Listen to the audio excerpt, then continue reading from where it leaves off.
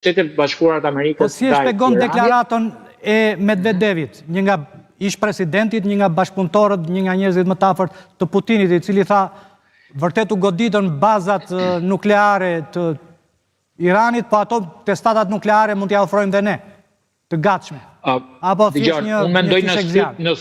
Në sytë opinionit publik, qoftë Rusia, po përfshirë dhe presidentin amerikan, po thuaj se në 50% deklaratave kanë luajtur me blofin. Më thënë, kanë luajtur me blofin, brenda 24 orësh kanë bërë deklarata 4 sipërisht ndryshme. Më thënë, në mëngjes kanë thënë do bëjmë paqe, në drek kanë thënë do bëjmë luftë, pastaj kanë thënë do bombardojmë, do e shërtojmë pas 2 javësh dhe e futën vendimin fuqi brenda 48 orësh. Pra, në këto momente, në sytë opinionit publik, qoftë Kina, Rusia, Shtetet e Bashkuara të Amerikës, Izraeli, sigurisht në publik do bëjnë të fortin.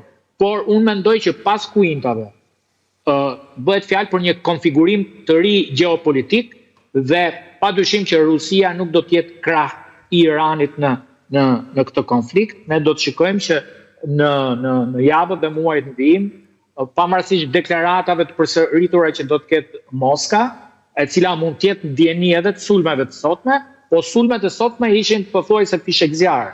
Ishin fishek zjarre sepse ishin e njëjta praktikë që përdorën në 2020-ën, kur njoftuan Irakun që ne do hedhim në bazën amerikane raketa pas atentatit të vrasjes me dron të komandantit iranian, dhe e njëjta praktikë u përdor dhe sot. U njoftua Katari, u njoftua Bahreini, u njoftua Iraku, u njoftuan të gjithë që do hidhen bomba, dhe ishte më shumë një mesazh publik që ne po hakmerremi, por nuk ka as viktima. Të gjitha mediat të cilat po përpiqen të ndjek live tregojnë që janë eliminuar nga sistemi mbrojtës raketat e Iranit. Pra ti beson që Irani nuk e vazhdon ndaj përgjigjen ndaj Shteteve të Bashkuara të Amerikës? Dëgjoj, Ilir, në fundit, pas gjithë këtyre bombave nën toksore, Tomahawk, B-2 që fluturoi sot raketat iraniane në bazat amerikane, në thelb viktima janë 0. Viktimat njerëzore janë 0. Pra, zhurma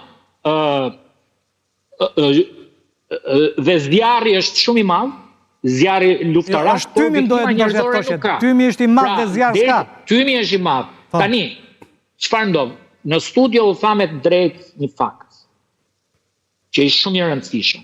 Sot Irani ka shkelur në të drejtën ndërkombëtare sovranitetin e Irakut, Katarit dhe sipas informacioneve mund të ketë prekur dhe sovranitetin territorial të Bahreinit.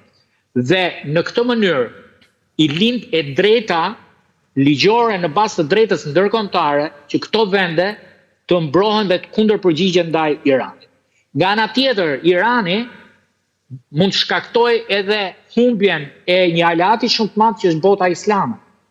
Pra, duke humbur këtë aleat kaq të rëndësishëm, duke u futur konflikt me Katarin, e më pas me Arabinë Saudite, duke u futur me Bahreinin. I ka pasur aleat? Dëgjoj, të mos t'i kesh është gjë tjetër, dhe të shpallësh konflikt diplomatik dhe ushtarak është gjë tjetër.